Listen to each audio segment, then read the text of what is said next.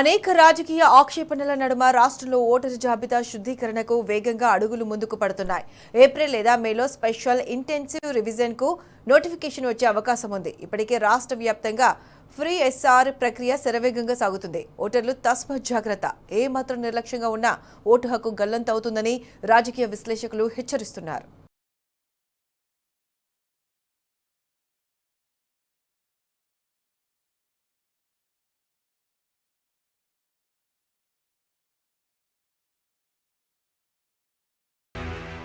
తెలంగాణలో త్వరలో బీజేపీ ప్రాయోజిత భారీ రాజకీయ నాటకానికి తెరంగేట్రం జరగబోతోంది.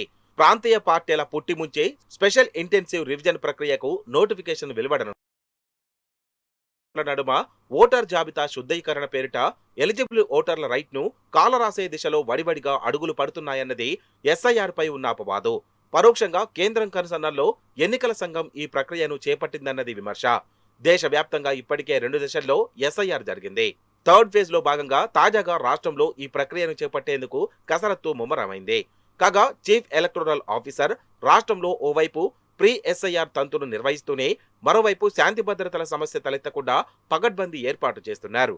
స్పెషల్ ఇన్సెంటివ్ రివిజన్ చేపట్టిన నాటి పరిస్థితులపై అధ్యయనం కోసం ఒక పోలీస్ బృందాన్ని పశ్చిమ బెంగాల్కు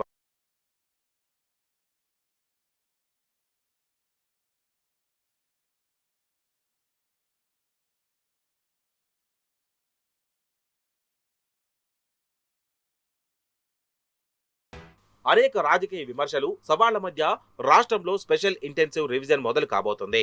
దేశవ్యాప్తంగా జరుగుతున్న ఓటర్ జాబితా శుద్ధీకరణ 3వ ఫేజ్ లో భాగంగా రాష్ట్రంలో ఏప్రిల్ లేదా మే నెలలో ఎస్ఐఆర్ నోటిఫికేషన్ వెలువడే అవకాశం ఉంది. తెలంగాణ వ్యాప్తంగా ప్రీ ఎస్ఐఆర్ ప్రక్రియ శరవేగంగా సాగుతోంది. ప్రస్తుత ఓటర్ల జాబితాను 2002 రూల్స్ తో లింకు చేసి మ్యాపింగ్ చేసే పని చురుగ్గా సాగుతోంది. ఎవరైనా ఏ వర్గాలైనా అప్రమత్తంగా లేకపోతే ఎలక్టోరల్ రోల్స్ నుంచి వాళ్ల పేర్లు మాయమవడం ఖాయమన్న అనుమానాలు వ్యక్తమవుతున్నాయి. పోలీస్ శాఖ కూడా అలర్ట్ గా ఉండాలని, లేదంటే ఇక్కడ కూడా పశ్చిమ బెంగాల్ పరిస్థితులు పునరావృతమయ్యే ప్రమాదం ఉంటుందన్నది నిపుణుల వార్నింగ్. బూత్ లెవెల్ ఏజెంట్లను నియమించుకోవడంలో రాజకీయ పార్టీలు తాత్సారం వహిస్తే ఇక అంతే సంగతులు.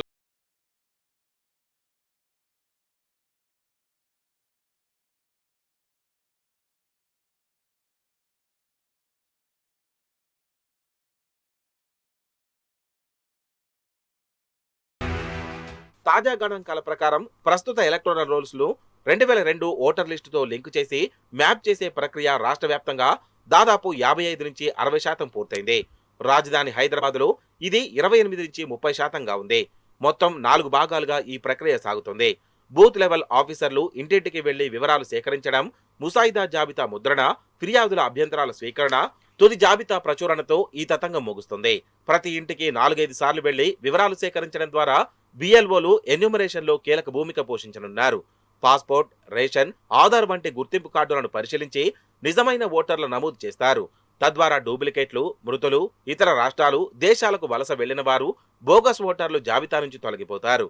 అర్హులకు మాత్రమే ఓటు హక్కు ఉండేలా సమగ్ర చర్యలు తీసుకోవాలన్నది స్ఫూర్తి. కానీ ప్రాంతీయ పార్టీలను అణగదొక్కడానికి జాతీయ పార్టీలు అనుసరిస్తున్న కుటిల నీతి అన్నది అపప్రద. ఈ ప్రక్రియ శాంతం వివాదాస్పదం, అనేక రాజకీయ కోణాలతో ముడిపడి ఉందని, ఆద్యంతం లొసుగులమయమని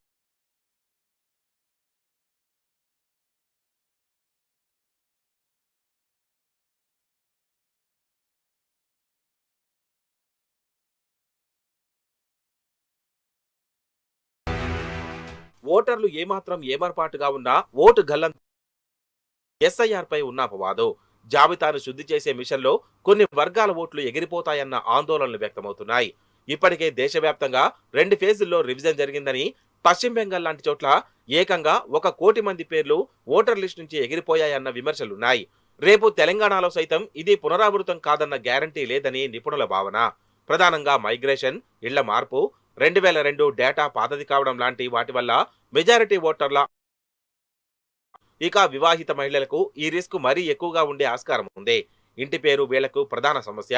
ఒకవేళ అత్తగారి ఇంటి పేరు మీద కొత్త డేటాను లింక్ చేసే ప్రయత్నం చేస్తే వాళ్ల మ్యాపింగ్ సజావుగా జరగక ఓటర్ జాబితా నుంచి పేరు తొలగిపోయే ప్రమాదం తలెత్తుతుంది.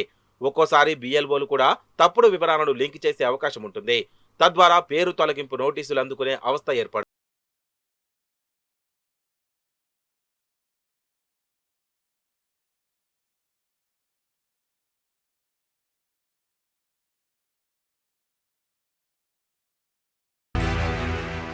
ఎస్ఐఆర్ విషయంలో సాంకేతిక సమస్యలు ఉండనే ఉంటాయి. డేటా ఎంట్రీలో అవకతవకలు, తప్పుడు ఐడి ప్రూఫ్ల సమర్పణ లాంటి సమస్యలు ప్రధాన ఆటంకాలు. పైగా 2008లో జరిగిన నియోజకవర్గాల పునర్విభజన, 2014లో జరిగిన రాష్ట్ర విభజన వల్ల 2002 నాటి డేటాలో అనేక మార్పులు చోటు చేసుకున్నాయి. ఓటర్ల పోలింగ్ బూతులు, నియోజకవర్గాలు సైతం మారిపోయాయి. పౌరులు వాటిని గుర్తు పెట్టుకోవడం కష్టం. ఇక పేర్లలో తలెత్తే అచ్చుతప్పులు కూడా తీవ్ర ప్రభావాన్ని చూపుతాయి. మరోవైపు బూత్ లెవెల్ కోఆర్డినేషన్ లేకపోయినా రాజకీయ పార్టీలు బూత్ లెవెల్ ఏజెంట్లను నియమించుకోవడంలో అలసత్వం వహించినా భారీ మూల్యం చెల్లించక తప్పదన్నది నిపుణుల హెచ్చరిక. తద్వారా రాజకీయ కుట్ర కోణాలు వెలుగు చూసి ఎలిజిబుల్ ఓటర్ల తొలగింపునకు బీజాలు పడే దుస్థితి దాపురిస్తుంది. స్పెషల్ ఇంటెన్సివ్ రివిజన్ పొలిటిసైజ్ అవుతోందని ఇప్పటికే కొన్ని రాజకీయ పార్టీలు గగ్గోలు పెడుతున్న సంగతి తెలిసిందే. మేజర్ డెలిషన్స్ వల్ల పార్టీల ఓటర్ బేస్ తగ్గి రాజకీయ సమీకరణ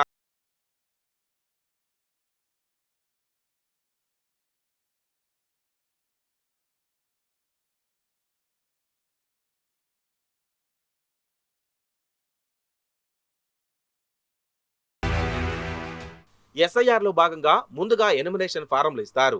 కుటుంబ వివరాలు సేకరించి ఇంట్లో ఉన్న వాళ్ళు, లేని వాళ్ళు డేటా వెరిఫై చేస్తారు. ఇంటి చిరునామా, కుటుంబ వివరాలు పగడ్బందీగా తీసుకుంటారు. జన్మస్థలం ధృవీకరణ ద్వారా చట్ట విరుద్ధంగా వలస వచ్చి సెటిల్ అయిన వాళ్ళు, బంగ్లాదేశ్, మయన్మార్ నుంచి వచ్చిన కాందేశికులను గుర్తించడం ఈ ప్రక్రియ ముఖ్య ఉద్దేశం. ఇక్కడ ఇమిగ్రేషన్ చట్టాల ప్రకారం అలాంటి రోహింగ్యాలు, రెఫ్యూజీలు భారత పౌరులు చేసే అధికారం ఉండదు. అయితే ఈ తంతు వల్ల తెలంగాణలో లక్షలాది మంది ఓటు హక్కును కోల్పోతారేమోనన్న అనుమానాలున్నాయి. ఇదే జరిగితే బెంగాల్లో తలెత్తిన సమస్యలే రాష్ట్రంలోనూ రిపీట్ అయ్యే అవకాశం ఉంటుంది. ఎన్యూమరేషన్ జరిగే సమయంలో పుకార్ల వ్యాప్తి, తద్వారా నిరసనలు వెల్లువెత్తడం, అది కాస్త బిఎల్ఓలపై దాడికి దిగడం లాంటి అవాంఛనీయ పరిణామాలు అక్కడ చోటు చేసుకున్నాయి. అలా రాష్ట్రంలో ఏ చిన్న సమస్య తలెత్తినా తలనొప్పి తమకేనని భావిస్తున్న రాష్ట్ర పోలీస్ శాఖ ఒక బృందాన్ని పశ్చిమ బెంగాల్కు పంపింది. ఎస్ఐఆర్ జరుగుతున్న క్రమంలో చోటు చేసుకున్న అవాంఛనీయ పరిణామాలు, అవి శాంతి భద్రతలకు కలిగించిన విఘాతాలను అధ్యయనం చేస్తోంది. తద్వారా రాష్ట్రంలో ఉద్రిక్తతలు తలెత్తకుండా జాగ్రత్తలు తీసుకుంటోంది.